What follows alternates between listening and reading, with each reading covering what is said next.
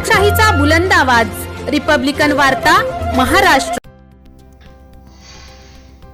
येवल्याच्या ममदापूर येथे 5 वर्षांच्या मुलावर भटक्या कुत्र्यांचा हल्ला, शरीराची लचके तोडत केले ठार। 5 ते 6 भटक्या कुत्र्यांनी चिमुरड्यावर हल्ला करून तोडले लचके। बातमी आहे येवल्यातून। येवला तालुक्यातील ममदापूर येथील तांड्यावर एका 5 वर्षाच्या मुलावर भटक्या कुत्र्यांनी हल्ला करून त्या मुलाच्या शरीराची लचके तोडून ठार केल्याची घटना घडली असून काळजाचा धडका उडवणारी घटना नाशिकच्या येवला तालुक्यातील ममदापूर येथील तांड्यावर घटना घडली आहे। काळजाचा धक्का उडवणारी घटना नाशिकच्या येवला तालुक्यातील ममदापूर या ठिकाणी घडली आहे।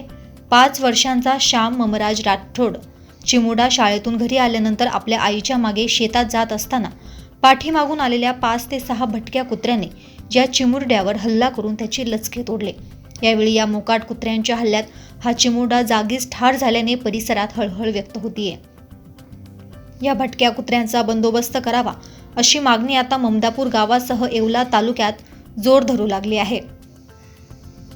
रिपब्लिकन वार्तासाठी नांदगाव प्रतिनिधी Muktaram Bagul, Nashik.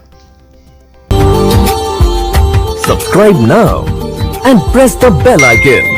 Never miss an update.